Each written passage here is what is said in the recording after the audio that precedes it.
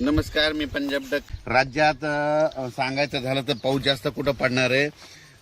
वर्धा, नागपूर, भंडारा, गोंदिया, चंद्रपूर, यवतमाळ, नांदेड, हिंगोली, त्याच्यानंतर परभणी, त्याच्यानंतर बीड जिल्हा, लातूर जिल्हा, जालना जिल्हा, संभाजीनगर, बुलढाणा जिल्हा, अकोला, अमरावती, हिंगोली, वाशिम. म्हणजे गणपती आपलं श्रीचं आगमनपासून ते 5 तारखेपर्यंत विसर्जनापर्यंत ह्या पट्ट्यामध्ये दररोज वेगवेगळ्या भागात दररोज पाऊस सुरू राहणार आहे.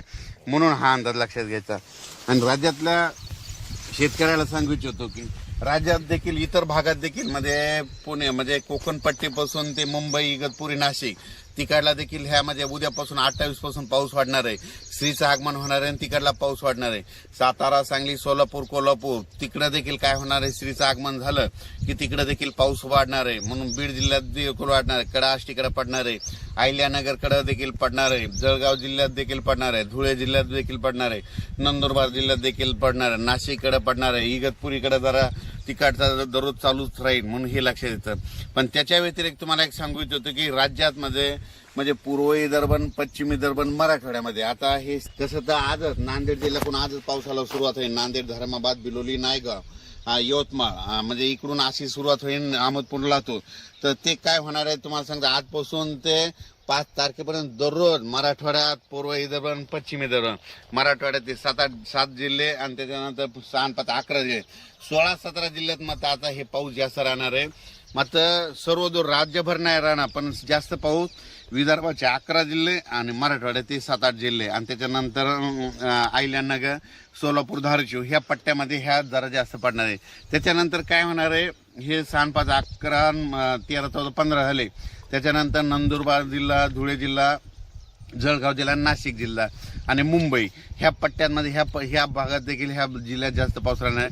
फक्त काय होणार? थोडा पश्चिम महाराष्ट्राकडे थोडा पाऊस कमी राहील. पण तिकडं देखील ना ह्या जवळपास 5 तारखेपर्यंत म्हणजे आपलं श्रीच्या आगमनापासून ते विसर्जनापर्यंत दररोज वेगवेगळ्या भागात पाऊस पडणार आहे. सर्वदूर नसणार, पण दररोज काय होईल? आज समजा तुम्हाला सांगतो, आज नांदेड जिल्ह्यात पाऊस सुरू होईल तर उद्या परभणीकडे येईल की 13 जालन्याकडे जाईल. म्हणजे दररोज असा वेगवेगळा जिल्हा घेईल, वेगवेगळा तालुका घेईल. पण हा राज्यभर पाऊस काय होणार आहे आता म्हणजे उद्यापासून सुरू होणार आहे. आज दुपारपर्यंत काय होईल? थोडं सूर्यदर्शन होईल. सूर्यदर्शन झाल्याच्या नंतर काय होईल? लगेच काय होईल? पुन्हा दुपारी 2:30च्या नंतर काही भागाला पाऊस सुरुवात होणार आहे. म्हणून हे लक्षात घ्यायचं. पण राज्यात मात्र सांगायचं झालं तर म्हणजे हे उद्या म्हणजे 27 तारखेपासून 27 ऑगस्ट ते जवळपास 5 सप्टेंबरच्या दरम्यान दररोज वेगवेगळ्या भागात विखुरलेला स्वरूपाचा पाऊस पडणार आहे. जास्त पाऊस पूर्व विदर्भ, पश्चिम विदर्भ, मराठवाड्याकडे असणार आहे. म्हणून मराठवाडा आणि ह्या 3 विभागातल्या शेतकऱ्यांनी हा अंदाज लक्षात घ्यायचा.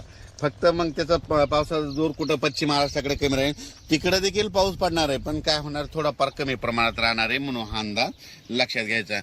आणि त्याच्यानंतर सांगतो की महाराष्ट्रात देखील दररोज वेगवेगळ्या भागात पाऊस पडणार आहे. म्हणून शेतकऱ्यांनी ह्या 2-3 दिवसामध्ये आणि तसं तर काय करायचं आता ह्या 8 दिवसामध्ये जसं वेळ शेतीचे कामं भेटतील तसं कामं करून घ्या. म्हणून ही अंदाज लक्षात घ्या.